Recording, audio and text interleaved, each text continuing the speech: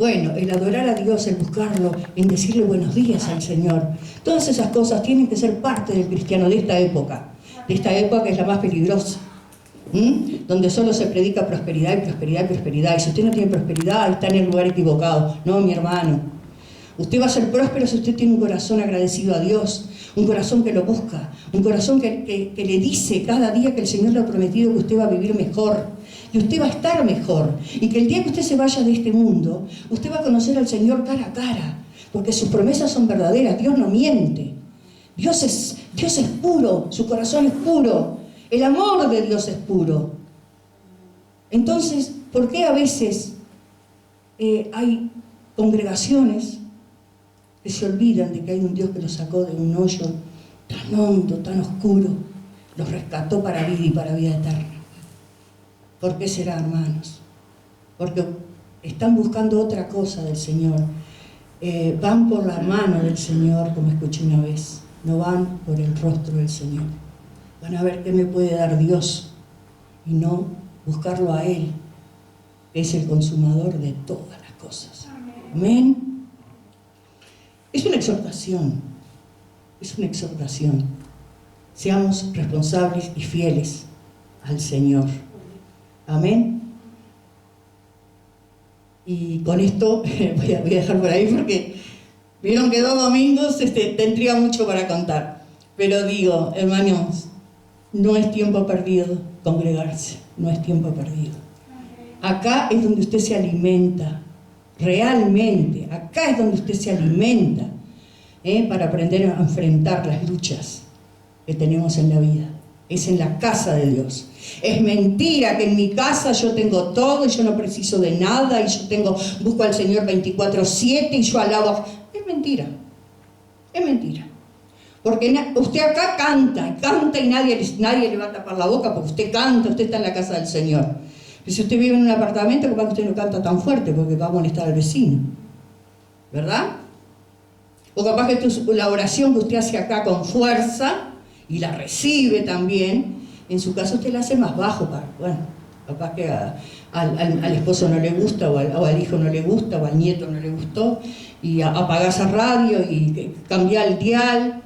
Hay muchas cosas que son contrarias en el hogar a la búsqueda del Señor. Por eso acá tenemos libertad. Acá hay libertad, en la casa de Dios. Amén. Gloria a Jesús.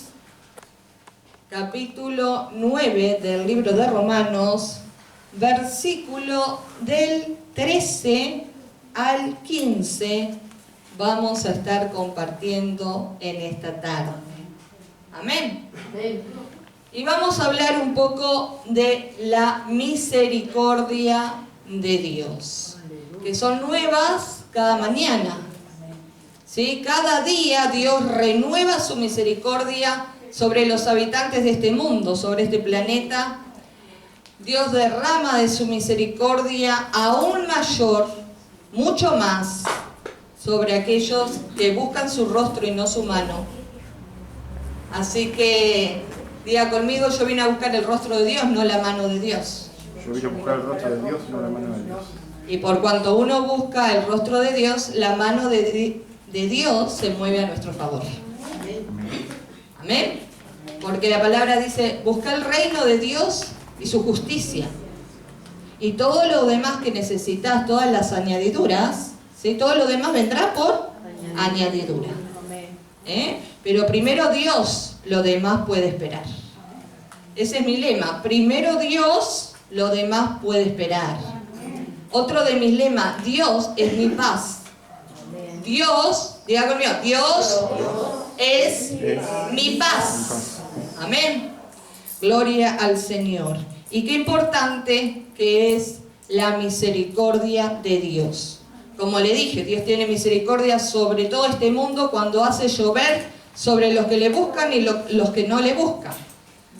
Pero aún tiene mayor misericordia sobre sus hijos, aquellos que le buscan a Él. Amén. Y aquí en Romanos vamos a ver 2 personas que uno buscaba a Dios y el otro no le importaba. las cosas de Dios. ¿Sí? Hay personas que tienen debilidad por las cosas de Dios, por las cosas espirituales, y hay personas que tienen debilidad por las cosas de este mundo. Aman las cosas de este mundo. Y Ana María estuvo hablando de congregarse, que la palabra de Dios, no en el antiguo pacto, sino en el nuevo pacto, nos exhorta a que debemos ser perseverantes y constantes en lo que es congregarnos. Ana María hizo leer el versículo que dice: no tengas por costumbre no congregarte, ¿no? Es decir, que se hace una costumbre cuando ya falté una semana, faltó 2, faltó 3, cuando quiero ver pasó 1 año, 2 años, y me fui alejando del mover de Dios, me fui alejando de aquellos que tenían mi fe común, me fui alejando, ¿sí?, de la bendición de Dios, porque sabe que venir al templo, ¿sí? Yo muchas veces digo, bueno, el que no quiere llegar aquí, busque un lugar donde congregarse. Llegue a un lugar donde congregarse, ¿verdad? Nosotros no somos exclusivos, digo. Hay lugares que se predica también la verdad de Dios. No voy a hablar ni de sana ni de mala doctrina, porque la verdad que hoy en día sí estamos en tiempo de apostasía, sí sabemos que no todo lugar, todo lugar nombra a Dios, pero no en todo lugar Dios está. Entonces son cosas diferentes y lo vemos en el mensaje a las 7 iglesias de Apocalipsis, ¿verdad? Pero cuando usted está en un lugar donde Dios le ha hablado, donde Dios ha cumplido su palabra, donde Dios le ha prosperado, donde usted ha podido enderezar su vida, ordenar su vida, donde usted ha conseguido trabajo, donde usted puede solventar su vida, donde usted empieza, aleluya, a manifestar la presencia de Dios en su vida, donde Dios le ha sanado, donde Dios está restaurando su vida, su familia, donde Dios está haciendo tantas cosas, donde los hermanos están siempre pendientes de sus necesidades para orar por usted y tantas cosas, ¿verdad? Quédese congregando, ¿sí? Y llene su corazón del Espíritu Santo de Dios, porque el congregar es cumplir con un mandato de Dios, y nadie puede cumplir con un mandato de Dios si no está lleno del Espíritu Santo de Dios, porque es el Espíritu Santo el que nos da la fuerza para vencer. Es el Espíritu Santo el que nos fortalece, amén, para que sigamos y sirvamos a Cristo, para que podamos ser constantes y perseverantes, permanentes en la obra de Dios siempre, y creciendo individualmente cada uno en la obra de Dios siempre. No estoy hablando de títulos, estoy hablando de nuestra vida personal y espiritual. Entonces, ¿es sumamente importante congregarse? Sí. ¿Es importante estar lleno del Espíritu Santo para cumplir la palabra escrita de Dios? Sí. Nadie que no esté lleno del Espíritu Santo puede cumplir la palabra de Dios. Porque es el Espíritu Santo el que nos convence de pecado, de juicio y de justicia. Es el Espíritu Santo el que nos da la fortaleza. Aunque a veces, como decía Pablo, nuestro cuerpo está en debilidad, pero el Espíritu Santo nos fortalece para servir a Dios. Entonces es el Espíritu Santo. Muchos dicen, yo soy amigo de Jesús, no importa, yo soy amigo de Jesús. Es cierto, pero si sos amigo de Jesús, Jesús dijo que los amigos hacen lo que Él le pide. ¿Entiende? Y usted no puede ignorar al Espíritu Santo, porque Jesús dijo que Él iba a enviar el Espíritu Santo y que el Espíritu Santo era similar a Él, y que nosotros debemos recibir el Espíritu Santo en nuestra vida, debemos recibir el Espíritu Santo en nuestro corazón. Entonces usted ve muchos cristianos, muchas personas que creen en el Señor, que a veces la vida no le ha sido fácil y tienen 80.000 propuestas que el mundo le hace, pero toman la decisión siempre por la palabra de Dios, toman la decisión siempre por obedecer a Dios, toman la decisión siempre de seguir al Señor, no el consejo del mundo ni las tentaciones que nos ofrece el mundo, sino que decidimos obedecer la palabra de Dios. Y el mundo no entiende, dice, pero ¿por qué? ¿Por qué no aceptas esto? ¿Y por qué no aceptas aquello? Porque yo obedezco a la palabra de Dios. Amén. La palabra de Dios siempre me va a sumar y me va a multiplicar. Las cosas del mundo me van a restar y me van a dividir. Y he aprendido eso. Dios siempre suma y multiplica. El mundo divide y resta. Entonces, Congregarse es importante, estar lleno del Espíritu Santo es importante.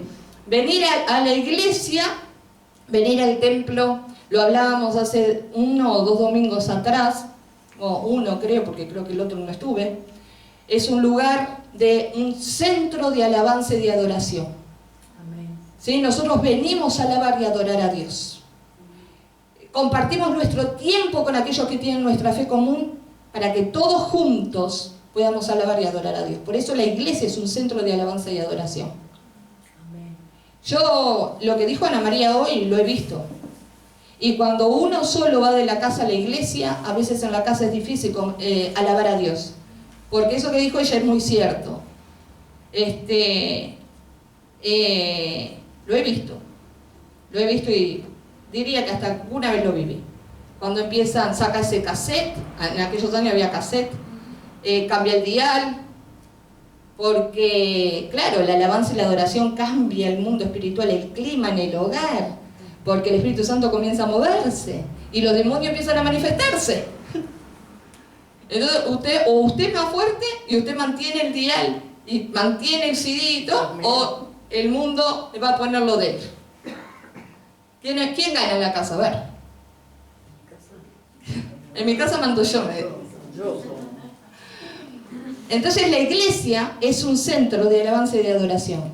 La iglesia es un centro de testimonio, porque dice Dios que cuando ve a los hermanos juntos y en armonía, hermanos juntos y en armonía, que estén juntos no siempre quiere decir que están en armonía, por eso tienen que estar juntos y en armonía, en un mismo espíritu, en un mismo sentir. Dice que ahí derrama el Señor salvación y vida eterna.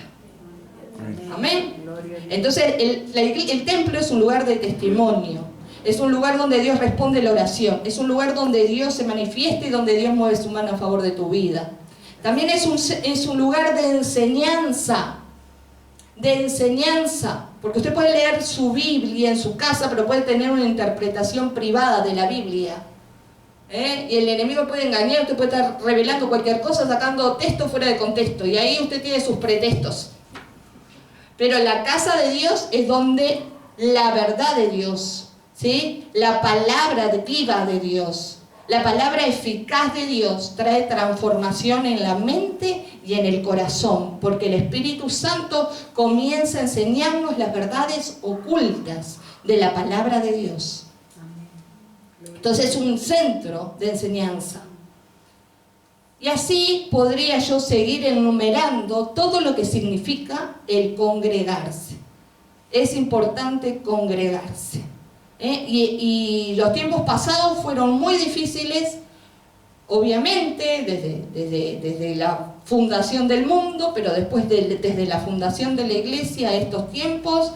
Está bien, la iglesia hace 2000 años pasó persecución, pasaron muchas cosas, pero la generación postrera, la generación del último tiempo, la generación del fin de los tiempos, es una generación que tiene que soportar, tiene que resistir, tiene que prevalecer, tiene que permanecer, porque la ideología del mundo ha cambiado, ¿sí? Los planes de este mundo, no voy a hablar bueno, usted ya sabe, ¿no? De la logia y todas esas cosas, tienen sus proyectos y sus planes y van todo contra la palabra de Dios. Todo va contra la palabra de Dios. La ideología de género va contra la palabra de Dios, la ley de aborto va contra la palabra de Dios, y así podríamos seguir diciendo, ¿sí? Tantas cosas perturbadas que hay hoy en día. Es muy difícil traer un hijo al mundo hoy, o un nieto al mundo. Por eso necesitamos que desde el vientre ya empiecen a tener la voz de Dios. El niño comience a ser ministrado a través de la alabanza, la adoración, la palabra de Dios. Porque después va a venir a este mundo y en la enseñanza le van a enseñar totalmente contrario a lo que es la palabra de Dios. Entonces, la misericordia de Dios tiene que irse implantando ya en ese niño desde el vientre de su madre. Entonces es muy difícil hoy en día traer hijos al mundo, pero bueno, se trae. Y después podríamos seguir hablando de lo que es los tiempos peligrosos. En mis tiempos no había celular, en mis tiempos no había internet. O capaz que había, yo qué sé, pero acá no llegó a Uruguay. Pero hoy en día la tentación está ahí, a su mano, a su disposición, ¿sí? Para que sea un adúltero, para que sea cualquier cosa. Entonces, la generación del último tiempo está siendo sometida tremendamente, ¿sí?, contra la corriente de este mundo. Por eso Jesús dijo, el que perseverare firme hasta el fin, será salvo. Y dice que lo postrero, pero miren lo bueno de esta generación postrera, que dice que van a ser los primeros en entrar al reino de los cielos. Gloria a Dios. Así que aunque muchos son los llamados y pocos los escogidos, métase dentro de los pocos escogidos. Amén. Y tenga debilidad por las cosas de Dios, por hacer la voluntad de Dios, por hacer la palabra de Dios. Y ahí en Romanos, no me estoy yendo del tema, sino que por el contrario vamos a reafirmar lo que estamos hablando. Habla de dos hermanos nietos de Abraham, el hombre que Dios le hizo la promesa, que en ti serán benditas todas las naciones, todas las familias de la tierra. Dos hermanos que fueron nietos de Abraham y que fueron hijos de Isaac. Pero Dios se identificó con un hermano solo, no con los dos. Diga conmigo, de esos dos hermanos, Dios se identificó con uno solo. Porque cada uno de nosotros tenemos libre albedrío. ¿Entiende? Y dice aquí la palabra del Señor, como está escrito, a Jacob amé, mas a Esaú aborrecí. ¿Qué pues diremos? ¿Que hay injusticia en Dios? En ninguna manera. Pues a Moisés dice, tendré misericordia del que yo tenga misericordia, y me compadeceré del que yo me compadezca. Amén. Gloria a Jesús. Gloria a Jesús. Ana María, hacia atrás. Gloria a Jesús. A Jacob amé. A Jacob, ¿qué dice Dios? ¿Qué dice la palabra de Dios? A Jacob, a Jacob, amé. Pero a Esaú, ¿qué dice? Aborrecí. ¿Sí? A Esaú, aborrecí.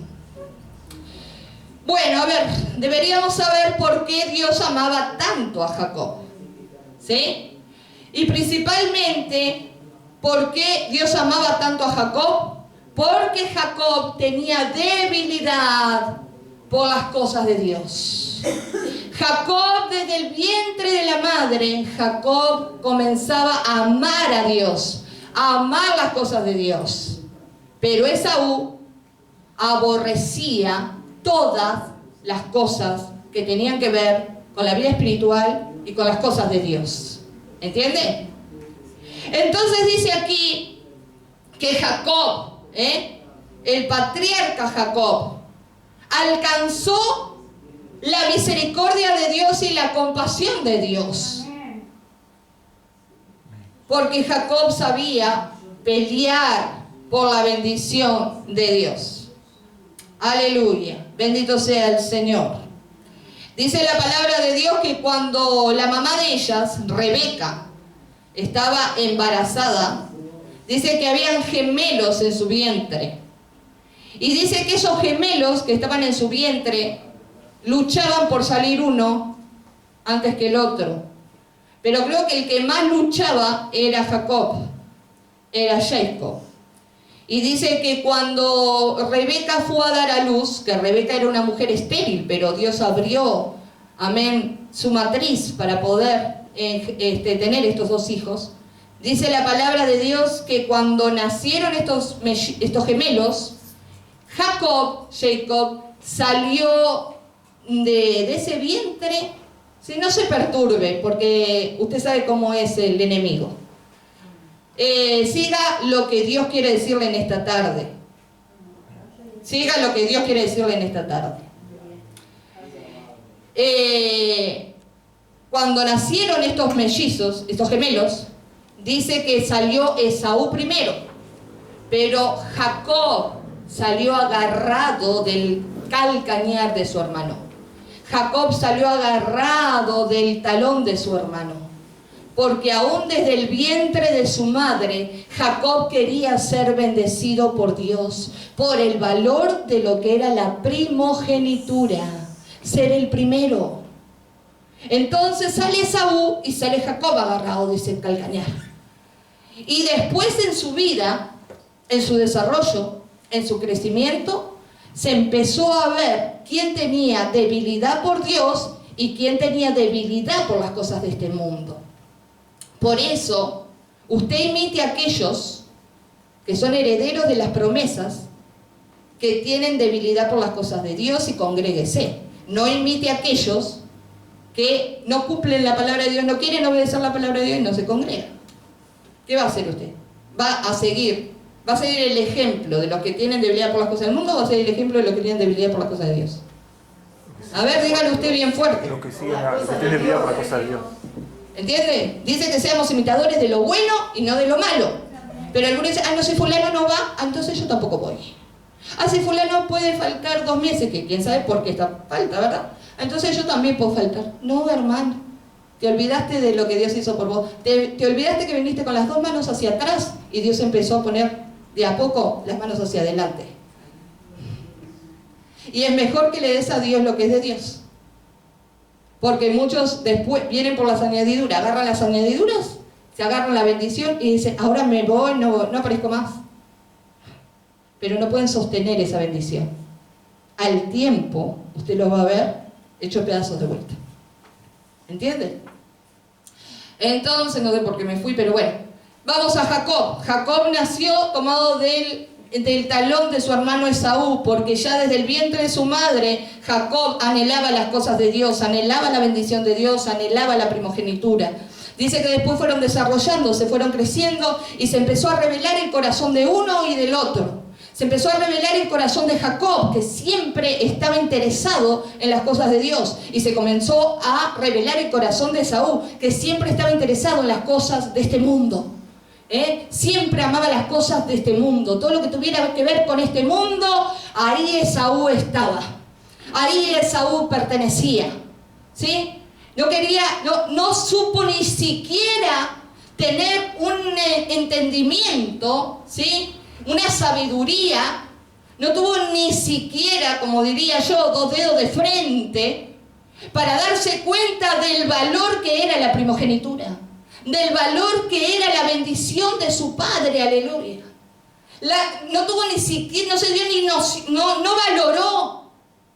no valoró que por ser el primero, las bendiciones de los cielos, de aquí abajo, de la tierra y aún de allá abajo, le iban a pertenecer a él. Dice que un día vino Esaú cansado y dice que Jacob, que amaba las cosas de Dios, agarró y hizo un guiso, un potaje. Y Esaú le dijo, dame de ese guiso. Por eso Esaú significa rojo, ¿no? Era un guiso rojo, de lentejas.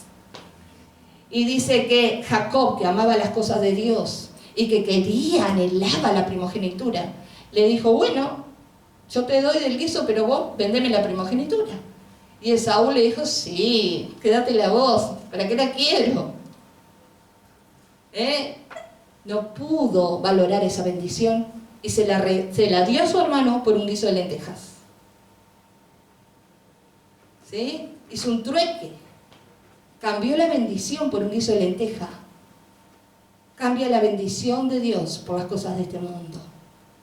Y dice que después Jacob con eso quedó chocho y dijo, ahora tengo que hacer que mi padre me bendiga. Entonces ahí con la madre, con Rebeca, porque Rebeca sabía que Jacob tenía debilidad por las cosas de Dios, planificaron algo que no está bien. Le puso Esaú era velludo y Jacob era lampiño. Y le pusieron ahí de un animal, le pusieron un antebrazo ahí peludo, y Isaac ya no veía mucho. No sé si tenía catarata, pero ya no veía casi. Y cuando Jacob vino, Isaac oró por Jacob y le dio la primogenitura, la bendición de la primogenitura. Y es cierto que el nombre Jacob significa suplantador, engañador. Pero Dios, a pesar de los defectos de Jacob, sabía que esos defectos lo había llevado porque él quería la bendición de Dios. Jacob fue alguien que siempre peleó por la bendición de Dios. Y si engañó fue por tener la bendición de Dios. Está mal engañar, está mal mentir. No estoy diciendo que está bien, pero sí estoy diciendo que Dios estaba viendo ese corazón y estaba teniendo misericordia de Jacob.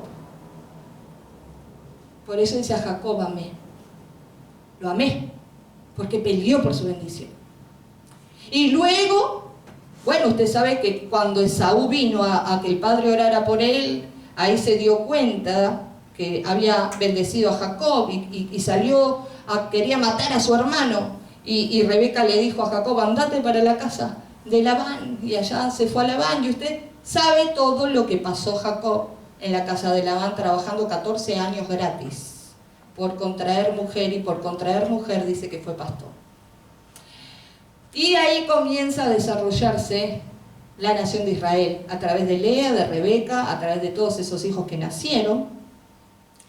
Y llega un momento en el cual Dios se manifiesta a Jacob allí en Génesis 32, se manifiesta, hay una cristofanía, es el ángel de Jehová vendría a ser una cristofanía, Dios mismo manifestándose, Cristo manifestándose en el Antiguo Testamento. Y dice que Jacob anhelaba tanto seguir siendo bendecido y ser bendecido aún más, no solo conseguir la bendición para él, sino conseguir la bendición para sus hijos, para sus futuras generaciones, que dice que estuvo peleando hasta que rayó el alba con el ángel, y se agarraba del ángel y le decía, no te voy a soltar hasta que no me bendigas, no te voy a soltar hasta que se cumplan los propósitos en mi vida. Me voy a aferrar bien fuerte a vos y no te vas de acá, Jesús, hasta que no me des tu bendición. Y dice que el ángel de Jehová le decía, tengo que irme, deja de luchar. ¿Puede luchar el hombre con Dios y Dios con el hombre? Ahí manifiesta que sí. Y dice que hasta le tocó la coyuntura a Jacob allí. Jacob quedó rengo después por el resto de su vida. Pero dice que Jacob conquistó la bendición de Dios. Pero el ángel le dijo, no te voy a bendecir llamándote Jacob, llamándote engañador. Te voy a bendecir, pero voy a cambiar tu nombre. Te vas a llamar Israel. Que Israel significa príncipe de Dios. Muchas veces el Señor, tanto en el Antiguo como en el Nuevo, para derramar bendición sobre alguno, tuvo que cambiarles el nombre. Y en el caso de Jacob, salió así. Salió de ser un engañador a ser príncipe de Dios. Y de Jacob, este hombre que Dios amó, este hombre del cual Dios tuvo misericordia, hermano, porque por eso es tan importante la misericordia de Dios y basar nuestra relación con Dios en su misericordia. Porque cuando nosotros nos apoyamos en la misericordia de Dios, más lejos vamos a llegar. Porque la bendición, la misericordia de Dios, mire, la misericordia de Dios es lo que inclina el ánimo, la voluntad de Dios a perdonarnos, a restaurarnos, a bendecirnos y a levantarnos. Es por su misericordia que nos levantamos cada mañana. Es en su misericordia que, aunque a veces fallamos, el Señor borra nuestras rebeliones. Y la misericordia de Dios fue tan grande como Jacob, que cuando nosotros nos apoyamos en la misericordia de Dios, recibimos su misericordia. Y a su vez, aleluya, al recibir su misericordia, recibimos el perdón de Dios. El perdón de Dios es tan grande sobre nuestra vida que Dios hace un paquete con nuestra vida pasada, dice la palabra, la tira al fondo de la mar y nunca más vuelve a acordarse. Dios sí practica el perdón y el olvido. Y cuando usted se apoya en la misericordia de Dios y usted obtiene el perdón de Dios, es como para Dios usted nunca pecó. Para Dios es como si nunca hubiéramos pecado. Diga conmigo, la misericordia de Dios, La misericordia de Dios y el perdón de Dios y el perdón de Dios es tan grande sobre mi vida es tan grande sobre mi vida que limpia y borra que todos mis limpia y borra pecados. todos mis pecados. Limpia. Y para Dios es como si nunca hubiéramos pecado. Y para Dios como si nunca hubiéramos pecado. Usted se acuerda a veces de las cosas porque el enemigo le hace acuerdo, pero Dios no se acuerda. Usted le va a hablar de algo que usted hizo hace 5 años atrás, pero si usted le pidió perdón a Dios y Dios le perdonó y usted recibió el perdón de Dios, Dios dice, no sé de qué me estás hablando. Ay, no, pero yo cuando era joven, pero ya no me pediste perdón por eso, se te perdoné, ya lo olvidé. ¿Sí? Porque Dios no es como los hombres. Ahora hay un latiguillo por ahí que han agarrado que dice, el perdón es el perdón, pero no olvido, porque el olvido vendría a ser amnesia.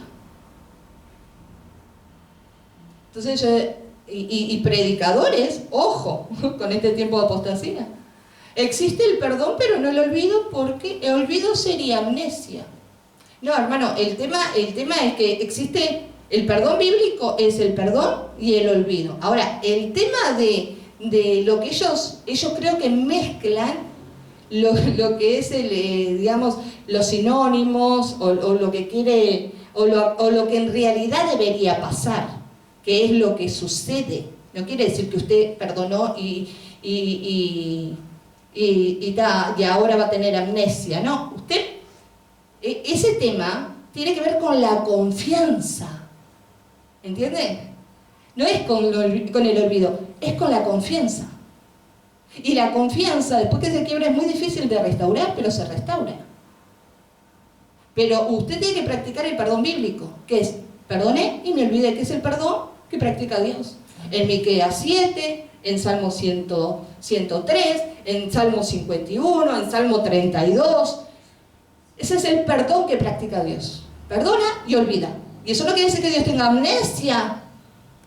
Lo único que Dios nos perdonó y ya está, se olvidó. Ahora hay que ver si usted gana la confianza de Dios para que Dios le delegue cosas. Eso ya es otro tema. Ese ya es otro tema. Y en las relaciones interpersonales es lo que pasa. En realidad, cuando usted es un verdadero hijo de Dios, usted perdona y olvida. Pero después tiene que ver el tema de restaurar la confianza. Si esa persona le da confianza o no le da confianza. ¿Verdad? Que es otro tema. Otro tema, el tema de la confianza. Que no tiene nada que ver con el olvido, ¿verdad? Porque si usted perdonó a un abusador, a alguien que abusó de usted, y usted olvidó de eso, va a olvidar ese momento amargo en su vida, pero usted después quizás no tenga mucha confianza como para dejar sus hijos a cargo de esa persona, ¿verdad? Porque esa persona tiene que mostrar muestra de arrepentimiento, de que cambió de vida. Pero usted lo perdonó y olvidó el mal que le hizo. Pero el tema de la confianza ya es otro tema. ¿Entiende? Entonces, con Dios es lo mismo. Dios perdona y olvida. Ahora, el tema de la confianza es algo que lo va a manejar el Espíritu Santo y va a saber quién es confiable para delegarle cosas y quién no es tan confiable para no delegarle nada. ¿Entiende? Entonces, acá dice la palabra de Dios, vamos a seguir con el tema, que dice que Dios amó a Jacob y Dios aborreció a Esaú. En estos tiempos, nosotros vemos que la descendencia de Esaú es actualmente los países árabes. Tiene que ver con los países árabes. ¿Sí? De Esaú salieron los edomitas, y los edomitas, cuando Judá fue llevado cautiva por Babilonia, Judá pidió ayuda a los edomitas y los edomitas los traicionaron con los babilónicos. Es decir, que toda la descendencia después de Esaú vino a ser una descendencia traicionera contra el pueblo de Dios. ¿Sí? porque Esaú representaba las cosas de este mundo, pero Jacob comenzó a representar al pueblo de Dios. Y fue el fundador del pueblo de Dios, porque de Jacob nacieron 12 hijos. Y de esos 12 hijos Dios hizo las 12 tribus de Israel. Y de las 12 tribus de Israel, Israel se constituyó en una nación hasta el día de hoy. Entonces tenemos de la descendencia de Jacob, tenemos a la nación de Israel, el pueblo adquirido por Dios, de donde vino nuestro Salvador y Salvador, el Mesías, de donde vino Jesucristo. Y también tenemos de Esaú al pueblo árabe, ¿sí? Que la mayoría de los pueblos árabes están adorando ¿qué? ¿Qué practican? El Islam, ¿sí? Que Alá, que Mahoma practican el Islam, no practican la fe en el Dios verdadero. Entonces vemos que de dos hermanos que eran gemelos, que salieron del mismo vientre, uno venía amando las cosas de Dios y otro venía amando las cosas de este mundo. Y después se siguió manifestando, y hasta el día de hoy se sigue manifestando la fe de Jacob, la permanencia de Jacob, la perseverancia de Jacob, el amor de Jacob por las cosas de Dios, y se sigue viendo el amor de Esaú por las cosas de este mundo, la perseverancia y la permanencia de Esaú en las cosas de este mundo, que está totalmente desviado de la verdad del Dios verdadero, del Dios de Israel. Hay gente que no se da cuenta, o pertenece a la fe de Jacob o pertenece al modo de vida de Saúl, que no valoró nunca las cosas de Dios y no valoró nunca las bendiciones y nunca tuvo a Dios en cuenta, y en vez de ayudar al pueblo de Dios, que era su hermano, lo empezó a traicionar. Entonces dice que la palabra acá dice, queda bien clara: a Jacob amé y a Esaú aborrecí. Tendré misericordia, dice Dios, perdonaré los pecados y me olvidaré de los pecados de quien yo vea que anhela y valora mi misericordia. Porque dice aquí, tendré misericordia del que yo tenga misericordia, y me compadeceré del que yo me compadezca. Busque siempre que la misericordia de Dios, el perdón de Dios, lo localice donde usted se encuentre. Que tu misericordia, Señor, se manifieste. Que tu misericordia me salga al encuentro. Porque cuando usted se apoya en la misericordia de Dios como se apoyó Jacob, usted más cerca de Dios va a estar y más lejos va a llegar. Yo veo la misericordia de Dios todos los días de mi vida. Veo la misericordia de Dios cuando uno a veces se siente mal y los médicos dan con un diagnóstico. Porque es Dios manifestándose, haciendo que te asistan a tiempo. Es Dios guardando y protegiendo tu vida, haciendo que te hagan los tratamientos adecuados. Y vivir en Uruguay es una bendición, y más que misericordia. Mire, yo ahora que he andado en tantas cosas, el otro día escuchaba a un hombre que se sintió mal en Estados Unidos, y bueno, y no sé cuánto le querían cobrar, que estaba con una apendicitis, y no sé cuánto le tenía que pagar para que un uruguayo se había ido a vivir allá. O gente que está a veces en Europa, pero aquí usted ha alcanzado la misericordia de Dios. A mí me han hecho tantas cosas, mire, gracias a Dios, y Dios me ha bendecido. Pero la misericordia de Dios está siempre cuando usted le dan con lo que usted tiene, cuando usted se levanta cada mañana, cuando usted tiene sus hijos con salud, su descendencia con salud, ¿sí? Cuando usted puede poner pan sobre la mesa, cuando usted puede alabar y adorar a Dios y glorificar el nombre del Señor. Valórelo. Usted se levanta cada mañana por la misericordia de Dios. Usted está sano por la misericordia de Dios. ¿Sí? Usted es competente en lo que hace por la misericordia de Dios. Decía Pablo, no soy yo, es la gracia de Dios sobre mi vida. Valore la misericordia de Dios. Si usted tiene un techo donde vivir, es la misericordia de Dios. Si usted puede bañarse y no depender de que otros tengan que bañarlo, es la misericordia de Dios. Si usted puede alimentarse solo y que otros no tengan que venir a alimentarlo, es la misericordia de Dios. Entonces, valore la misericordia de Dios. Cuide la misericordia de Dios, honre la misericordia de Dios. Aleluya. La fundación de su vida espiritual sea fundada sobre la misericordia de Dios. Para que usted pueda pertenecer a ese remanente que dice: a ellos los amo, de ellos tengo misericordia y de ellos me compadezco. Ay, pero Dios no hace acepción de persona. En realidad, Dios le da la oportunidad a todos, pero después Dios sabe los que son suyos. Acá Dios supo quién era de él y quién no. Y en Apocalipsis Dios sabe quiénes son de él y quiénes no. Por eso el mensaje de la Odisea dice que a los tibios, ¿qué dice? Que va a ser Dios. Más vale que sea frío o caliente. Porque el frío todavía Dios lo puede calentar. Y el caliente, bueno, ya está encendido. Si viene Cristo se va. Pero el tibio, el que no valora las bendiciones, el que no tiene debilidad por las cosas de Dios, el que no busca a Dios. Y bueno, parece que en el arrebatamiento, cuando suene la trompeta, van a ser tomados, pero hasta la mitad. Después vuelven de vuelta a la tierra. Porque los vomitaré. Entonces no sea tibio. Decirle a tu hermano: no seas tibio, no seas tibia. Ama a Dios, que Dios te va a amar. Dios te va a amar. Y va a ser morada en tu vida. Amén. Y te va a llenar de su Espíritu Santo. ¿Puede borrar tus pecados como los borró los pecados de Jacob? Amén. Sí.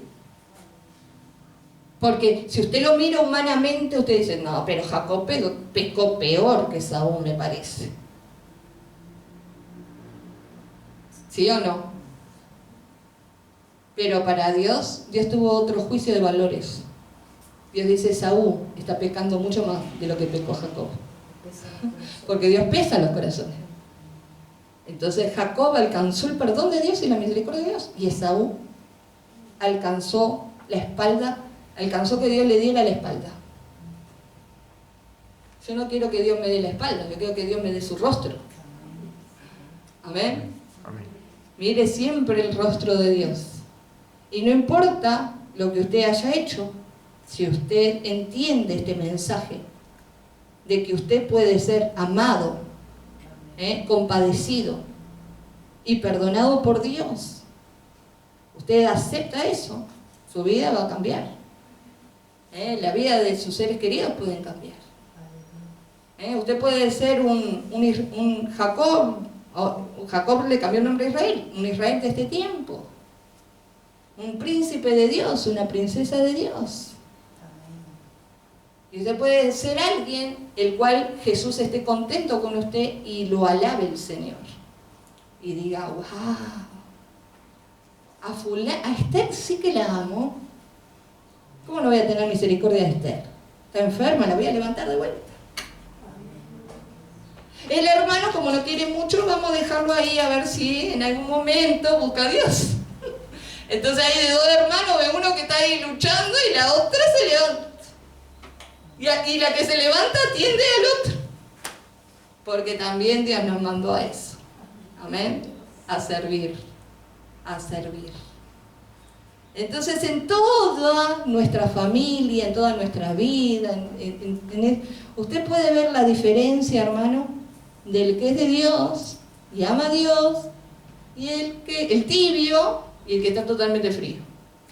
Siempre lo va a ver. Pero usted va a imitar lo bueno, no va a imitar lo malo. ¿Amén? Yo decido imitar lo bueno, porque quiero, aleluya, pelear por mi bendición.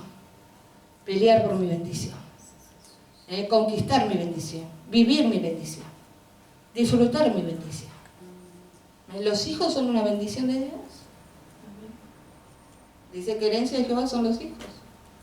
Y verdad, no, pero y bueno, es una bendición que Dios le dio. Amén. ¿Cuántos Jacob hay aquí? Que antes mintieron, antes engañaron, en otra vida pasada. La vida pasada no existe. Existe un antes de Cristo y un después de Cristo. ¿Cuántos Jacob hay aquí? Busca la bendición. que buscan y pelean la bendición. Así tengan que se tenga que manifestar una cristofanía y Cristo mismo lo visite por la noche. Usted no lo va a soltar hasta que Cristo lo bendiga. ¿Cuántos Esaú hay aquí? Que consideran que las cosas de Dios no son tan importantes. ¿Hay? No hay. ¿Verdad? No hay. Así que bueno, vamos a ponernos de pie. Gloria a Jesús.